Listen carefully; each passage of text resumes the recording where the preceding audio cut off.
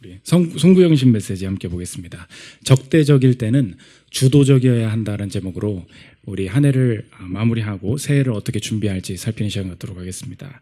오늘 본문은 우리의 인생에 전환의 시기를 보내는 방법을 말해주고 있습니다. 시기적으로 우리 인생 살다 보면 전환을 피할 수 없다. 바뀌는 어떤 역할이 바뀌고 위치가 바뀌고 나이가 바뀌는 거 피할 수 없게 다가올 때가 있습니다. 2022년 마지막 날이거든요. 2023년으로 안 가고 싶어서 발버둥 쳐 보십시오. 남아있을 수 있는 사람 있습니까? 목사님 전 만 나이예요. 그래도 알죠. 나이는 만으로 바뀌었지만 내 인생이 계속 늙어가고 있다는 거. 전환은 피할 수 없다는 것입니다. 졸업하게 되죠. 새로운 학교로 가지 않습니까? 부서 이동. 내가 원한다 내가 봐도 갈 때가 된 거잖아요. 4, 5년 일했으면 우리 학교도 그 학교 다니시는 선생님들도 계신데 전근 가야 된대요. 여기 학교 너무 좋은데 전환이에요. 바뀌지 않습니까? 예수님이 오늘 전환을 보여주고 계신데 좋은 전환이 아니라 좋은 전환이면 가면 되지. 근데 나쁜 전환도 우리 인생에 나타나게 된다는 것입니다. 예수님이 이 전환의 시기에 우리의 태도, 하나님 앞에서 내 삶을 살아가는 태도도 바뀌어야 돼. 그것을 보여주고 계시다는 것입니다. 2023년 전환기에 전환을 맞이하는 자세에 대해서 살피도록 하겠습니다. 세 가지로 나눠서 살피겠습니다. 첫째로 살필 것은 전환의 핵심입니다. 예수님이 예전에 제자를 파송하실 때 뭐라고 말씀하셨냐? 다른 쓸데없는 거 가지고 가지 마라. 내가 채운다는 것을 경험해라. 너희들이 어딜 가면 다 잘 될 거고 다 환대받을 거야. 그래서 그 전대도 가지지 말고 배낭도 가지지 말고 그냥 가. 사람들이 너희들한테 다 환대해주고 채워줄 거야. 그렇게 말씀을 하셨었습니다. 오늘 본문 이전에 누가복음 9장 1절부터 한번 보십시오. 예수께서 12제자를 불러 모으사 이르시되 여행을 위하여 아무것도 가지지 말라. 지팡이나 배낭이나 양식이나 돈이나 두벌옷을 가지지 말며 어느 집에 들어가든지 거기서 머물다가 거기서 떠나라. 어느 집에 들어가면 거기서 머물게 해준다는 거예요. 그러니까 너희 일에만 집중하면 너희들은 일이 그냥 저절로 잘 풀리게 될 거야. 그래서 그것을 경험하면서 제자들이 누가복음 쭉 흘러가면서 엄청난 사역들을 다 했다는 것입니다. 예수님이 말 바뀌시는 분이 아니죠. 하나님의 말씀이시지 않습니까? 근데 오늘 본문에 뭐라고 하시냐? 말 바꾸시는 거예요. 전대에서 가지지 말라 그랬거든요. 이제 갖다 사라는 거예요. 35절 36절 보십시오. 그들에게 이르시되 내가 너희를 전대와 배낭과 신발도 없이 보내었을 때 부족한 것이 있더냐? 이르되 없었나이다. 그러시되 이제는 전대에 있는 자는 가질 것이요. 전대는 머니백이에요. 돈가방. 이상한 거라고 생각하지 말고 배낭도 그리하고 검 없는 자는 겉옷을 팔아 살지어다. 36절에 이제는 but now 지금은 이제 달라져야 된다는 거예요. 예수님 말이 바뀌셨네요. 말이 바뀐 게 아니라 상황에 따른 대응이 지혜롭게 달라져야 한다. 상황이 전환되어 가면서 우리의 대응도 전환되어야 한다. 지금 상황이 어떻게 바뀌냐? 환대하던 분위기에서 적대하는 분위기로 바뀐다는 것입니다. 영어로 보면 hospitality 환대죠. 근데 hostility 이렇게 바뀐다는 거예요.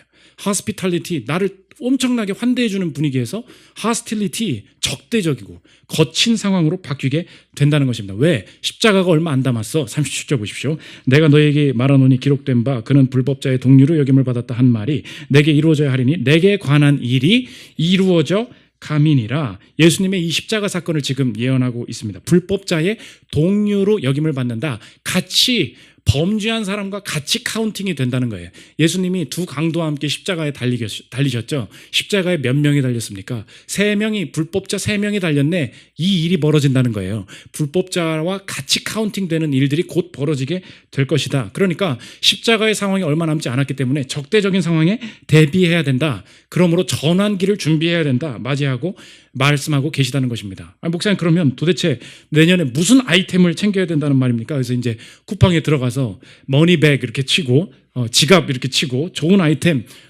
칼 2개 이렇게 차고 이렇게 하라는 겁니까? 무슨 아이템이 좋습니까? 오늘 바자회 때 뭘 골라야 내년에 내가 잘 됩니까? 우리가 이게 읽으면서 이렇게 적용을 하잖아요. 그러니까 이제 새해에도 은혜가 없는 거죠. 오늘 핵심을 정리하면 오늘 제목과 같다는 것입니다.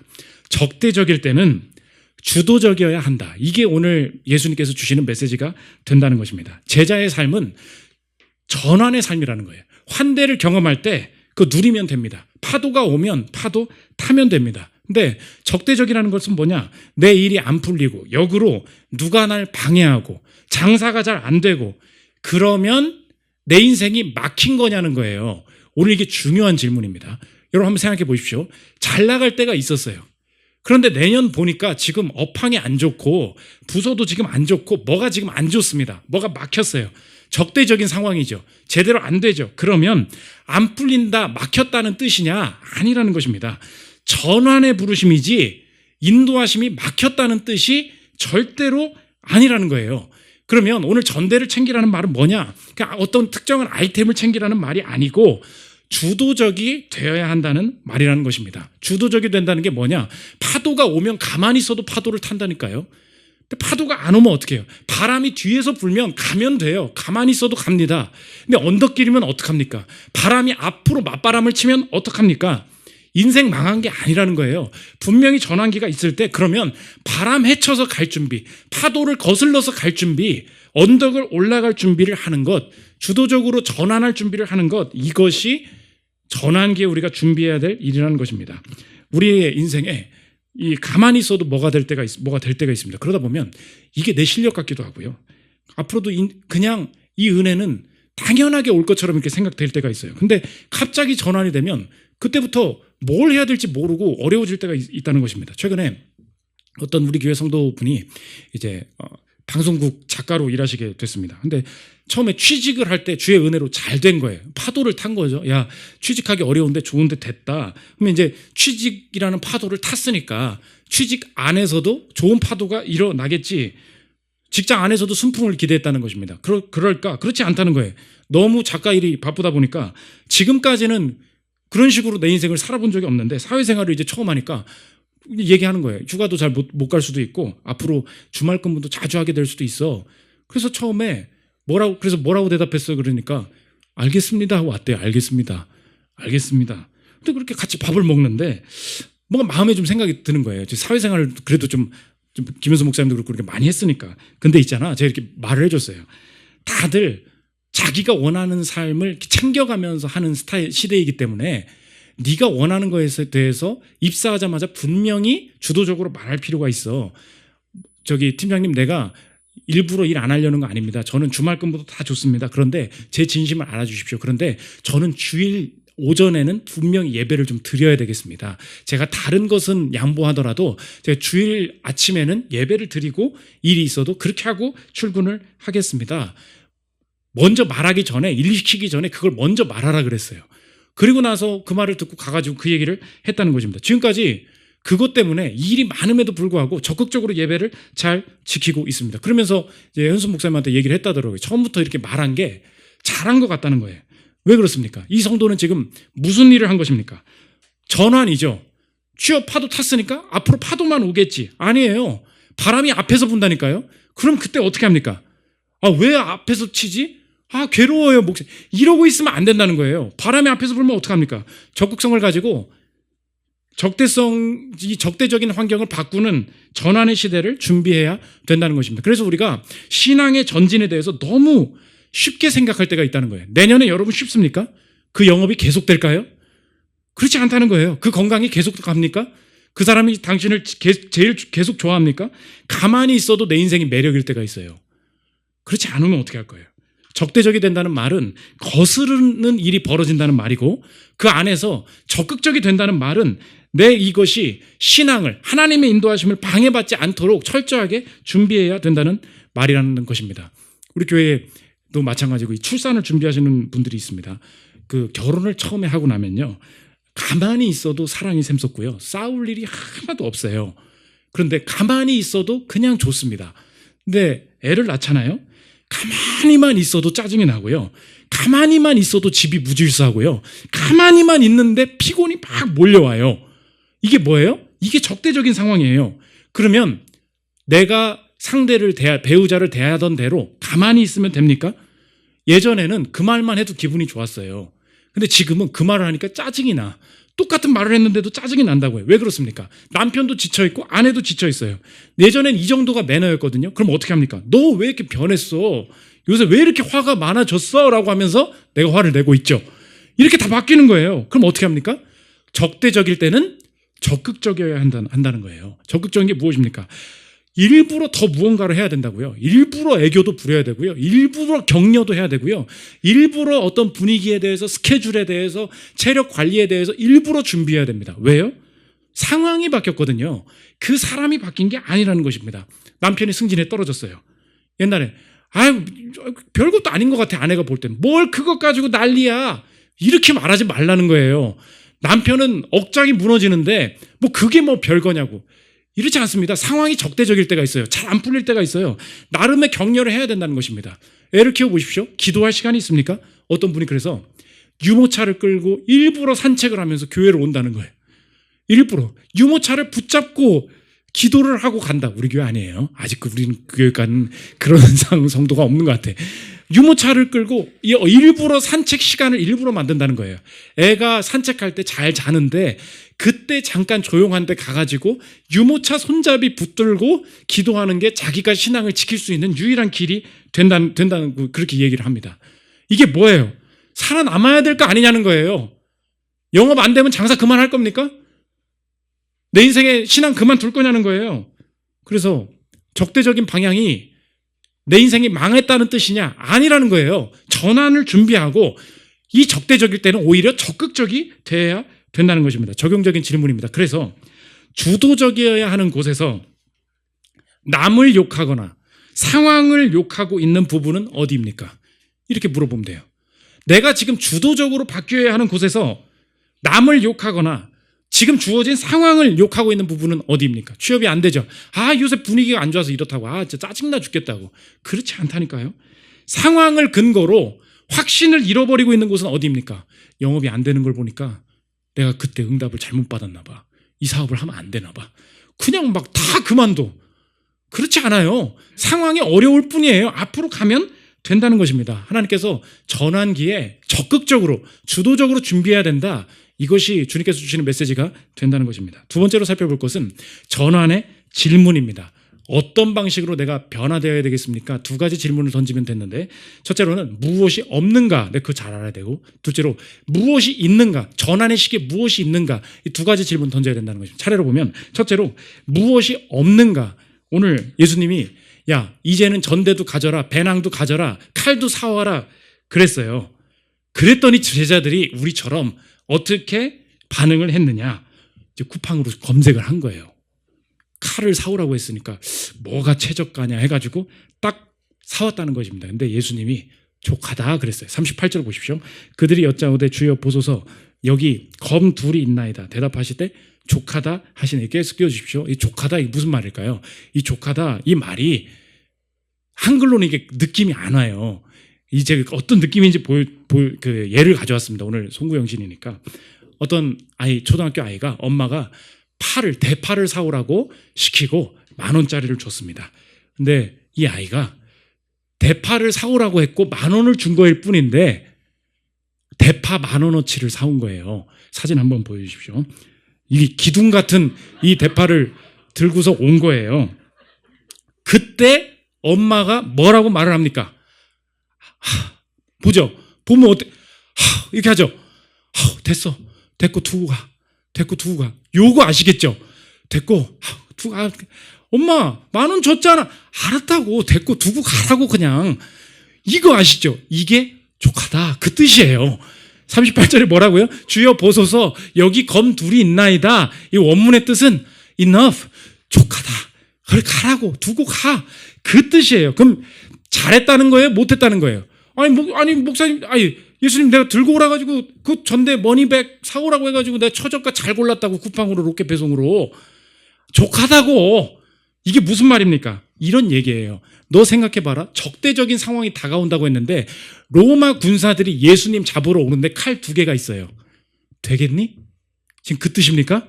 정말로 군사에 내가 전대를 차고 칼을 들고 싸우는 것을 준비하라는 뜻으로 예수님이 이것을 말씀하셨다면 칼 2개 가지고 되겠냐고요? 그게 아니라는 거예요. 그러면 주도적이 되라는 말, 그 말의 본질은 무엇이냐? 아이템을 챙겨라, 새로운 검 사라, 그 뜻이 아니라 지금 무엇이 없는가 그걸 물어보라는 거예요. 무엇이 없다는 말입니까? 전대를 차라는 말은 제자들이 스스로 하나님과 동행하는 능력, 이게 없다는 말이라는 거예요. 내가 지금 너가 이제 전대를 차라 그 말은 뭐예요? 예수님이 돌아다니면서 다 해줬어요. 환대의 분위기를 다 만들어줬다고요. 전대 차라 그 말이 뭡니까?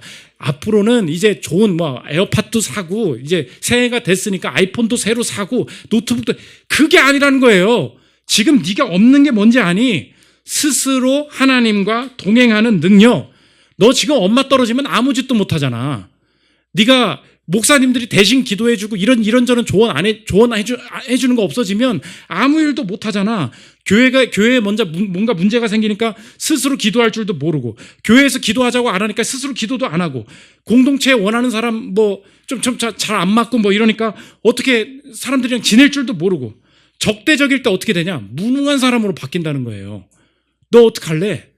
그 얘기를 하고 계시다는 것입니다. 무엇이 없어요? 스스로 하나님과 동행하는 능력. 그거 하나님이 지금 준비하기를 원하신다는 거예요. 그러니까 제자들이 처음에는 지금 칼 사들고 있다가 나중에 깨달았나 봐요. 그게 된 거죠. 사도행전 3장 6절에 베드로가 제대로 대답을 합니다.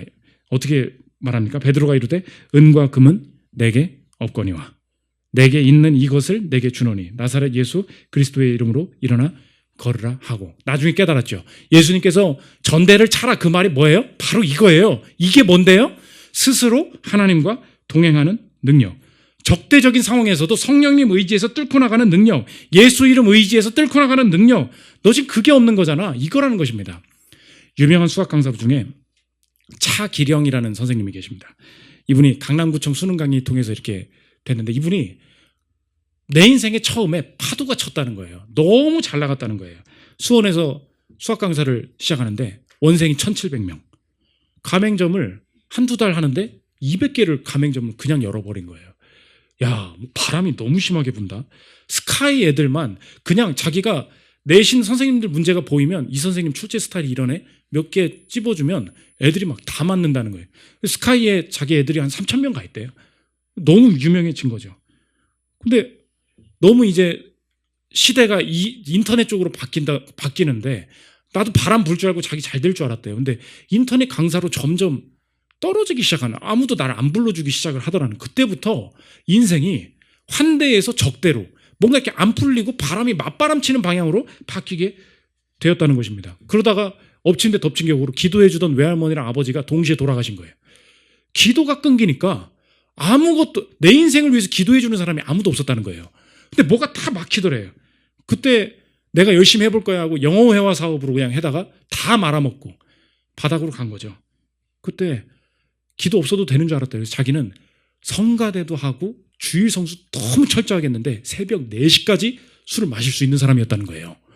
4시까지 꽐라대고 9시에 딱 일어나가지고 성가대 하면은 막 사람들이 정말 신실한 형제라고 막 돈 잘 번다고, 그 놀이, 교회 놀이, 썬데이 크리스찬으로 사는 방법을 너무 잘 알았다는 거예요. 근데 되더라는 거예요. 되더라는 거. 근데 안 되기 시작합니다. 아무것도 안 뽑히더래요. EBS도 안 뽑히고 아무 데도 안 뽑히고. 그때 처음으로 이분이 한 게 뭐냐, 오디션을 들어가는데 방송국 화장실에 가가지고 무릎을 꿇고 변기통을 붙잡았다는 거예요. 주님, 제가 살아야 되겠습니다. 처음으로 이 변기통을 붙들고 무릎 꿇고 기도했다는 거예요. 정장 입고. 주님, 제발 한 번만 살려주십시오. 제가 정말 이제 열어주십시오. 그때부터 이 기도에 불이 붙기 시작하는데 하나씩 문이 열리기 시작하는 거예요. 이분이 그래서 지금 이제 간증도 하면서 사업을 잘하고 계신데, 보십시오. 변기 잡고 언제부터 기도합니까? 적대적이 될 때. 그 망한 겁니까? 아니에요. 전환의 시기라는 거예요. 전환의 시기에 내가 깨닫게 되는 것이 무엇입니까? 내게 없는 게 뭐예요? 스스로 하나님과 동행하는 능력. 지금 베드로가, 이 제자들이 착각한 게 무엇입니까? 칼이 없으니까 칼이 있어야겠지. 그거 있으면 되겠니? 그 얘기예요. 여러분 한번 질문하겠습니다. 진로가 헷갈리죠? 젊은 분들 중에 진로가 헷갈리는 분들 있죠? 헷갈리니까 안 헷갈리는 그 결정이 하나 왔으면 좋겠죠. 그 결정, 하나님의 응답, 그게 없는 게 문제가 아니에요. 여러분 안에 없는 게 뭔지 아십니까? 헷갈릴 때는 어떻게 해야 하는지, 그게 없는 거예요. 다음엔 안 헷갈릴까요? 여러분 5살 언니한테 물어봐요. 5살 언니도 지금 헷갈려하고 있어. 40 집사님한테 물어봐요. 지금도 헷갈린데 인생은 다 헷갈릴 것뿐이거든요. 없는 게 무엇입니까? 헷갈릴 때 목사님 도대체 어떻게 해야 될지 모르겠어요. 어디를 가야, 아니라니까요. 너한테 진짜 없는 게 뭔지 아니? 헷갈리는 진로 가운데 결정을 못하는 게 아니고 헷갈릴 때는 어떻게 해야 하는지 스스로 하나님과 동행하는 능력, 그게 없는 거야. 돈이 없죠. 내년에 그럼 돈이 있어야 되죠. 돈이 있어야 되는 게 아니에요. 뭐가 없습니까? 돈이 없을 때는 어떻게 해야 하는지 사실 그게 없는 거잖아요.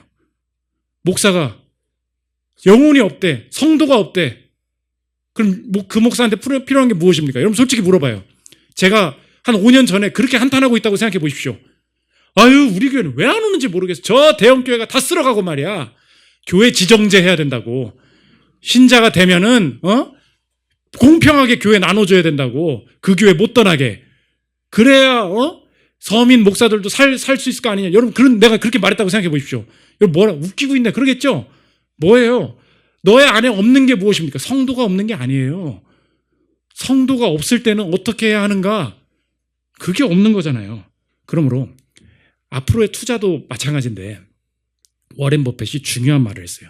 이 시대의 문화의 목소리가 여러분이 자꾸 시선을 어디로 돌리냐면 내가 어디에 투자해야 될까라고 투자를 말할 때 자꾸 밖을 보게 만든다는 거예요. 밖을. 근데 하나님의 사람들을 하나님의 투자처, 새로 나올 책의 챕터의 일부분입니다. 곧 나올 건데 하나님은 어디에 투자하시냐? 밖에 하나님 어디 부동산을 할까요? 경매를 할까요? 이게 아니라는 거예요. 하나님의 최고의 투자처는 어디냐? 내 자신, 내 내면이라는 거예요. 워렌 버핏한테 어떤 소녀가 막 이빨린 말을 한 다음에 마지막에 물어봤어요. 내년에 버핏 할아버지 전 재산을 한 종목에 박아야 된다면, 박는 건 너무 험한 말, 한 재산에 다 이렇게 몰빵을 해야 된다면 어디에 투자하시겠어요? 이렇게 물어봤어요. 너무 듣고 싶은 대답 아닙니까? 버핏이 지혜롭게 대답합니다. 들어보십시오. 특정 한 종목에 대한 얘기보다 더 나은 답변을 드릴게요. 특정 종목과 관련된 말씀을 드릴 수도 있겠지만 학생에게 최선은 어떤 일을 특출나게 잘하는 겁니다. 동네에서 최고의 의사가 되든지 동네에서 최고의 변호사가 되든지 뭐가 됐든 최고가 될 수 있다면 뭐가 됐든 사람들은 학생에게 막대한 돈을 지불하고서라도 혹은 그들이 생산하는 것이 무엇이든 간에 학생이 제공할 수 있는 서비스와 맞교환하려고 할 것이거든요.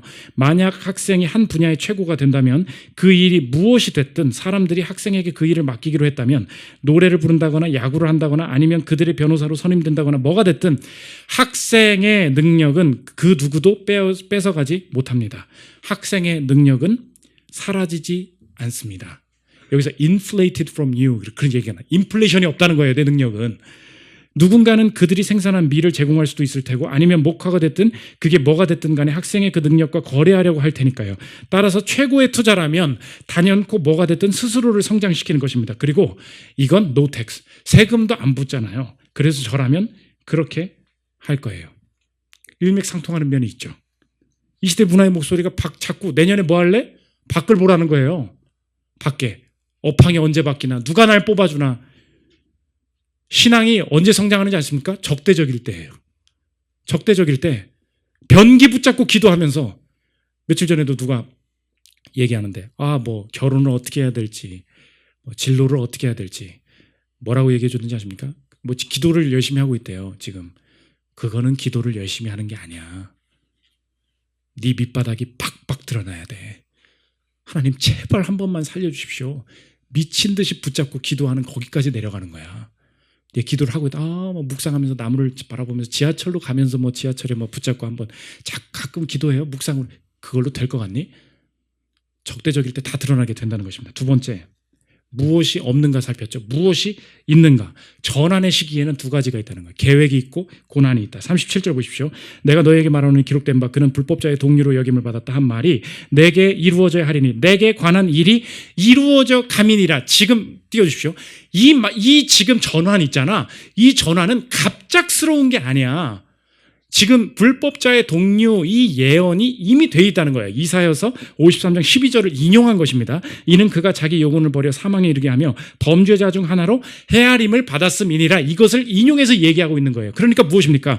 지금 갑자기 전대를 사라고 전환의 시기가 왔는데 이게 갑작스러운 일이냐? 아니라는 것입니다. 오늘 새해에 우리가 맞이하게 되는 질병이 됐든 내 포지션의 변화가 됐든 자녀가 갑자기 어떤 일이 생겼든 그 모든 변화들 속에서 우리가 확신해야 될 것이 무엇입니까? 이것은 갑작스러운 일로 보이지만 하나님의 계획 안에 하나님의 계획 안에 있는 것이기 때문에 정교하게 준비되고 계획된 일이라는 신뢰와 확신, 이게 있어야 된다는 것입니다. 있는 게 뭐예요? 하나님의 계획이 있다는 거예요. 있는 게 뭐예요? 하나님의 섭리가 있다는 거예요. 그러니까 갑작스러운 일이기 때문에 우리가 많이 놀라죠. 그러나 그것도 하나님의 계획 안에 있다는 것입니다. 이렇게 추운 겨울날만 되면 생각나는 게 무엇입니까? 저는 늘 추운 겨울날만 되면 갑작스럽게 플루트 센터에서 교회 나가라고 했던 그 시절이 생각나거든요. 갑작스럽게 나가래요. 그래서 여기 왔거든요. 여기 왔더니 이제 코로나 터지고 해가지고 여기서 잘 버텼어요. 근데 작년이죠. 갑작스럽게 2층이 나간대요. 갑작스럽게 2층이 나간대요. 그래서 2층까지는 무리인 것 같은데 그랬거든요. 근데 코로나로 망했대. 미리 확보를 해주는 게 좋을 것 같아서 확보를 했어요. 근데 2층에 팔이 날리면 어떡하지? 지금요, 연말에 이거 2층 안 잡았으면은 우리 교회 반은 떠날 뻔했어. 그쵸? 그때 생각하는 거죠. 왜 3층 얻고 나서는 왜 우리에게 코로나를 주셔서 우리 교회가 이렇게 어렵게 하십니까? 그랬거든요. 갑작스럽게 이 코로나가 뭡니까? 2층에 그 회사가 같이 망하게 하신 거예요. 이게 굉장히 이렇게 말하면, 다른 데서 잘 되실 줄 믿습니다. 근데 하필 2층 코로나 같이 어려워지는 바람에 하나님의 정교한 계획 속에, 그쵸? 얼마나 편해요. 2층, 3층 같이 쓸 수 있도록. 이거라는 거예요. 절대 갑작스러운 일이 계획 밖에 있다고 생각하면 안 된다는 것입니다. 예를 들어 보겠습니다. 사장님이 갑자기 얘기하는 거. 연봉을 올려드리려고 했는데, 굉장히 어렵게 됐네. 이런 말을 하면 이제 막 터지죠, 막. 어렵게. 갑작스러운 게 아니라는 거예요. 이 부서로 가게 하려고 했는데, 원하는 사람 따로 있어가지고 여기 좀 남아있어줘야 될 것 같아. 욕이 진짜 한번 때리고 싶을 때가 있지 않습니까? 계약도 마찬가지죠. 이번에 계약을 하려고 했는데, 집 계약을 하려고 했는데, 저 못 살 것 같아요. 이런 게 있지 않습니까? 자녀가 갑자기 이런 일이 생겼어요. 뭐가 떨어졌어요. 뭐가 어떻게 됐어요. 이게 다 갑작스러운 속에 하나님과 관련된 일이 이루어져 가고 있다. 그러므로 전환은 성취의 과정이지 절대 후퇴의 과정이 아니라는 것입니다. 그런데 그 전환이 이루어져가는 신자들의 중요한 방법 중에 하나가 뭐냐? 그게 고난이라는 것입니다. 골로새서 1장 24절 보십시오. 나는 이제 너희를 위하여 받는 괴로움을 기뻐하고 그리스도의 남은 고난을 그의 몸된 교회를 위하여 내 육체에 채우노라. 그리스도께서 고난을 다 받으셨대요. 그런데 이 땅에서 내 삶을 통하여서 하나님의 일이 성취되어가는 중요한 방법 중에 하나가 뭐냐? 그게 고난이라는 것입니다. 그래서 잘 나가다가 갑자기 적대적인 상황으로 바뀌었을 때 뭐가 나타나냐? 계획이 있다 그랬죠? 그런데 동시에 그 안에 고난이 있다는 거예요. 그런데 왜 이 고난을 주십니까? 고난 자체가 하나님의 방법이라는 거예요. 그래서 존 파이퍼 목사님이 중요한 통찰을 했는데, 우리가 살다 보면, 신자가 살다 보면 어쩔 수 없이 고난을 겪게 된다. 우리가 이렇게 생각을 한다는 거예요. 아니라는 것입니다. 신자들의 삶에는 하나님께서 고난을 계획하셨다는 거예요. 고난이 방법이 되도록 어쩔 수 없이 이 고난도 당하게 되었네요가 아니라 그 고난을 통하여서 하나님의 일이 이루어지는 고난은 방법이라는 거예요. 존 파이버 목사님의 이야기를 들어보십시오. 나는 고난이 최전선에서 일어나는 복음 선포의 결과라는 사실만 언급하는 것이 아니다. 내가 더불어 언급하는 것은 고난이 자신의 선교를 성공시키기 위해 하나님이 의도하신 전략 가운데 하나라는 사실이다. 고난은 결과에 불과한 것이 아니다. 그분의 사명에서 핵심적인 전략이었다. 주님이 우리의 구원을 성취하신 방식이었다. 고난을 통하여서 하나님이 드러난다는 거예요. 이어서 하나님은 자기 백성이 당하는 고난을 통해 그리스도의 고난을 세상에 나타내기를 의도하신다. 실제로 하나님은 그리스도의 몸인 교회가 그리스도가 이미 경험하신 고난의 일부를 경험하기 원하시고, 그리하여 우리가 십자가를 생명의 길로 선포할 때 사람들이 우리 안에서 십자가의 흔적을 보고 또한 우리로부터 십자가의 사랑을 느끼게 될 것이다. 우리의 소명은 사람들에게 그리스도의 고난을 실제적으로 만드는 것인데, 이는 그들에게 구원의 메시지를 전하면서 우리가 경험하는 고난을 통해 이루어진다. 무슨 말이냐? 하나님께서 의도적으로 내가 고난당하게 하신다는 거예요. 그런데 그 고난을 통하여서 그리스도의 고난이 이런 것이었구나를 보여지게 하신다는 것입니다. 갑자기 애가 너무 방황을 해요. 근데 내가 철저하게 이것 때문에 기도하고 엎드리고 힘들어합니다. 근데 아이에게 화내지 않고 인내합니다. 고난이 갑자기 왔죠. 그런데 거기서 어떤 선이 벌어지냐? 나는 고난을 당하고 있어요. 그런데 주변 사람들, 아들은 보게 되는 거예요. 이 엄마가 나 때문에 고생하는 거 다 알거든요. 내가 지금 방황하고 있다는 건 내 스스로가 왜 모르겠습니까?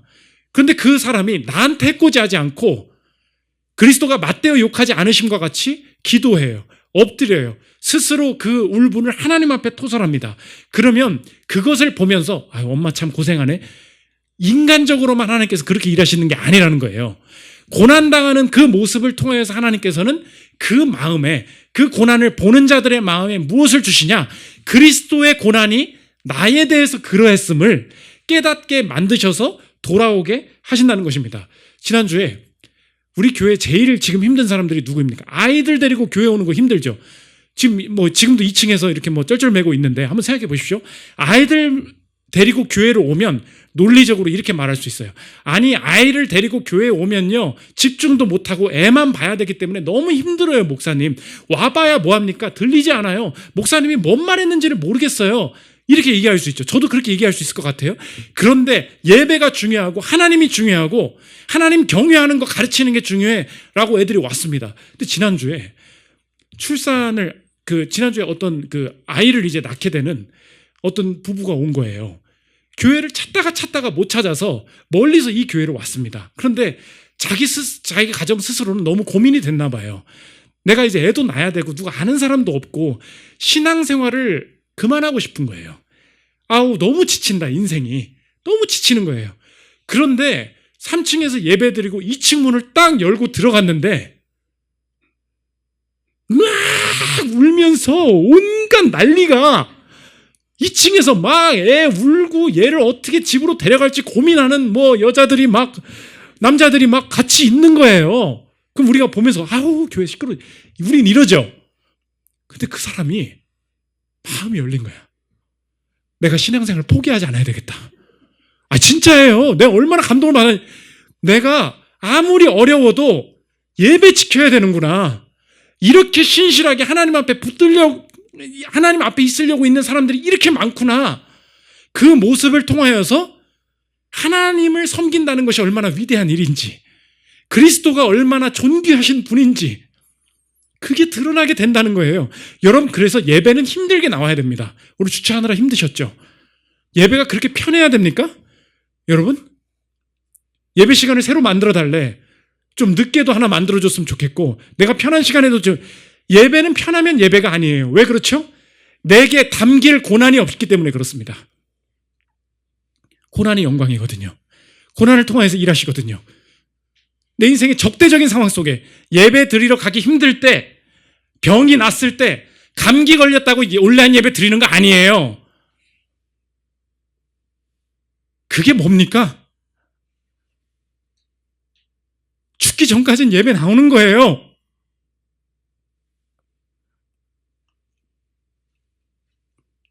하나님을 예배하는 게 그렇게 만홀히 여길 게 아닙니다. 언제 존귀해지십니까? 내 고난을 통해서 존귀해지시는 거예요.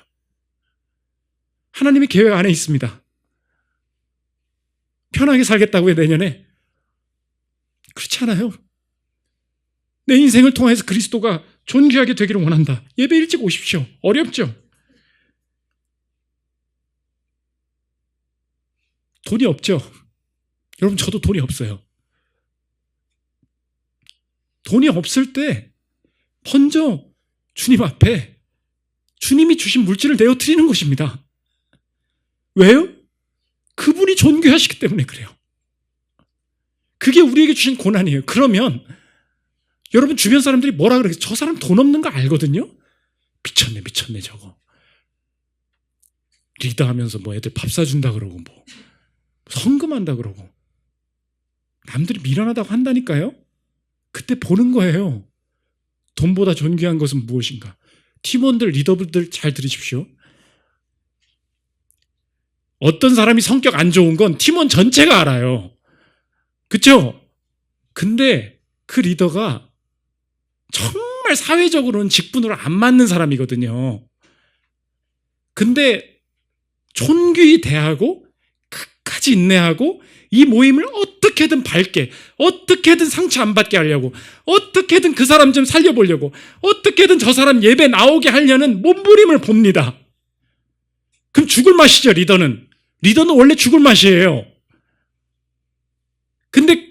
왜 하나님께서 그 고난을 주시는지 아십니까? 저게 사랑이구나. 그 고난을 통해 그리스도의 고난이 그러했음이 그것을 보는 사람들을 통해서 십자가의 고난이 전달된다는 거예요. 고난 당하는 사람을 통해서. 그러므로 고난은 섭리입니다. 병이 들었죠? 아픈 몸 이끌고 예배 나오십시오. 죽겠죠? 죽을 것 같을 때 예배 나오십시오. 가난해서 드릴 돈이 없죠? 그래도 예배 나오십시오. 여러분의 삶에 그리스도만 존귀하기 때문에 그래요. 그때 내 고난을 통하여서 주님께서 영광 받아주십시오. 주님이 그거 받으신다는 것입니다. 마지막 세 번째, 마지막 전환입니다. 적대적으로 상황이 안 좋아질 때도 왜 이 전환이 내게 복이 될 수 있음을 확신할 수 있는가? 내 인생의 가장 적대적인 상황이 순식간에 전환될 수 있음을 우리가 미리 보았고 그 약속을 받았기 때문입니다. 우리의 인생이 최악으로 전환되는 순간이 옵니다. 그때가 언제입니까? 죽음의 순간입니다. 여러분 언제 죽나요? 팍 죽어요. 그냥 죽어요. 갑자기 죄인이 하나님을 만나는 순간, 갑자기 생명을 가지고 있던 존재가 하나님이 전원 뽑으실 때 하나님 앞에 심판대에 서게 되는 순간, 그게 죽음의 순간 아닙니까? 내 마지막이 죄인이 하나님 앞에 서서 영벌을 받아야 될 그 순간이 완전히 순식간에 변화될 수 있다. 영생으로 변화될 수 있다. 그 약속 주신 분이 예수 그리스도 아니십니까? 예수님께서 뭐라고 약속 주셨냐? 내 인생의 전환이 영벌로 끝났어야 되는데 내 인생이 영생으로 순식간에 전환될 약속을 너에게 주시겠다는 거예요. 마지막 우리의 인생의 전환이 어떻게 바뀌냐? 호련히 순식간에 변한다. 고린도전서 15장 51절 보십시오. 보라 내가 너희에게 비밀을 말하노니 우리가 다 잠잘 것이 아니요 마지막 나팔에 순식간에 호련히 다 변화되리니 나팔 소리가 나매 죽은 자들이 썩지 아니할 것으로 다시 살아나고 우리도 변화되리라. 이 썩을 것이 반드시 썩지 아니할 것을 입겠고 이 죽을 것이 죽지 아니함을 입으리로다. 신자들은 걱정하지 말라는 거예요. 돈 없어서 죽는 것 같지? 이 땅에 이룬 것이 없어서 죽는 것 같지? 걱정하지 마. 순식간에 바뀔 거야. 그게 너에게 이미 주어져 있는 약속이야. 왜 그런지 아니? 순식간에 죽어버리고 영벌에 처하게 될 연약한 우리 죄인을, 나의 인생을 대신해서 예수 그리스도께서 죽음에서 3일 만에 순식간에 변화되신 그 능력이 내 안에 있기 때문이야. 그렇다면 주님, 내 인생에 전환되는 이 시기도 내가 이제 담대하게 받아들일 수 있겠습니다. 어쩌다가 내가 이 부서 와서 이러냐, 어쩌다가 이 결혼 해가지고, 어쩌다가 이 자녀 만나가지고 내 인생이 이 꼴이냐라고 말하면서 살고 있었는데, 내 인생의 정말 중요한 전환의 시기에 하나님 만날 그때 호련히 변화시키면서 내 인생의 모든 것을, 모든 실패를, 모든 죽음을 순식간에 영생으로, 부활로, 만족으로 바꿔주실 그분이 내게 약속 주셨다면 내게 지금 경험하게 하시는 이 전환도 내게 결코 저주가 아님을 확신할 수 있겠습니다. 누가 계약을 못하겠다 그러고, 누가 뭐 이것 좀 맡아달라 그러고, 뭐 자녀가 얼토당토 않는 일들을 가져와가지고 내 인생에 폭풍과 같은 일이 벌어져도 이 전환 속에, 적대적인 것 속에서 주도적으로 하나님 앞에서 전대차고 스스로 하나님과 동행할 능력을 가지면서 주님께 고난으로 섭리 속에 영광 돌리기를 원합니다. 한 해의 모든 인생이 고난 가운데 우리의 전환 속에 주님 의지함으로 영광 돌리는 저 여러분들 되시기를 기도합니다. 내 구주 예수님 찬양하고 기도하는 시간 갖도록 하겠습니다.